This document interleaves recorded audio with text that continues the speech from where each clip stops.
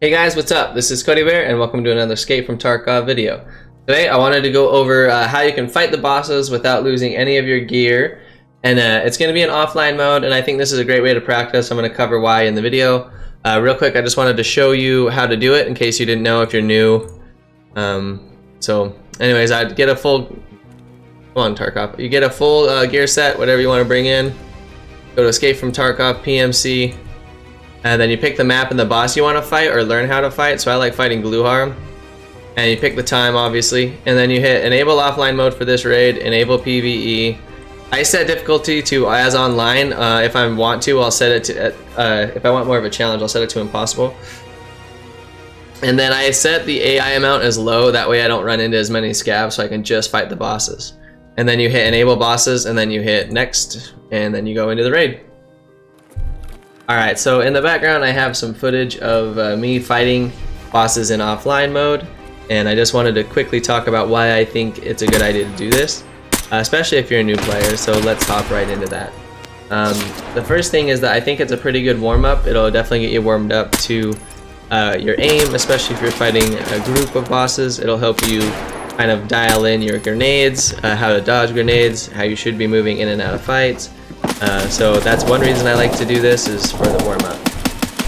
The second reason I like to do it is because it's a good way to practice really quickly, and what I mean by that is by the time it only takes 2 or 3 minutes to run around and find a boss, since there's no other players or not very many scavs on the map.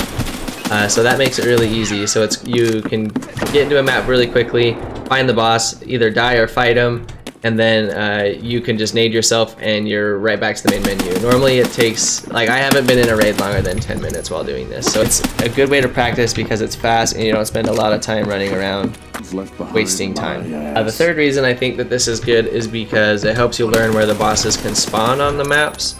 You can look at the maps on the Tarkov wiki that will show you where they spawn. But it's also good to know how they move around the map.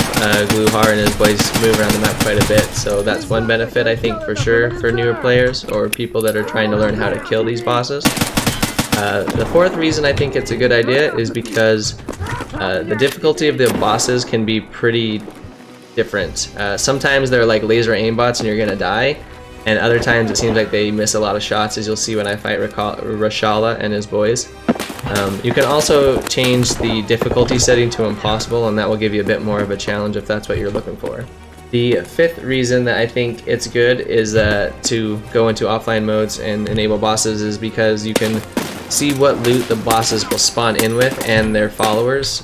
So you can see what lab cards, what keys, what weapons, what armors and helmets, and what ammo. All of that's really, really important and can help determine whether or not it's worth fighting a boss in a raid and how much money you can make from fighting that boss. Sixth reason I think it's a good idea is because it'll teach you how to fight, not only fight the bosses and like what angles and positions to fight the bosses in. It will help you learn how to fight not only the bosses but also the minions, their followers, and how you can fight groups of hard AI, especially when they're holding a certain position, and how you can use your nades to move them, how they react to nades, and that's all really important stuff to learn. The seventh reason I think it's a good idea is because you're not going to lose any gear. So that will maybe help you play a little bit more confident as well, but you don't have to worry about losing gear, which is a really nice benefit in a game where you can lose it all with one bullet.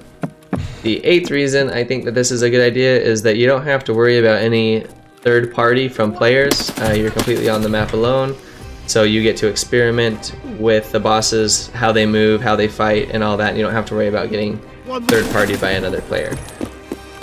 And the final reason I think that this is a good idea is because you get to learn how to fight the bosses at the different locations that they spawn.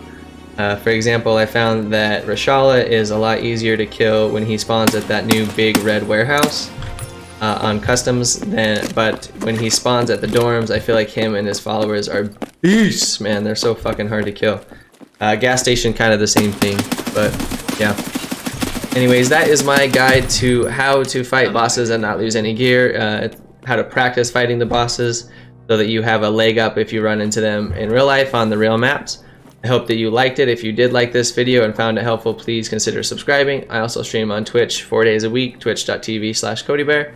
My socials are also down below in the description, and feel free to hit me up and play with me sometime. I'd love to find people to play with. So thank you guys and have a wonderful day.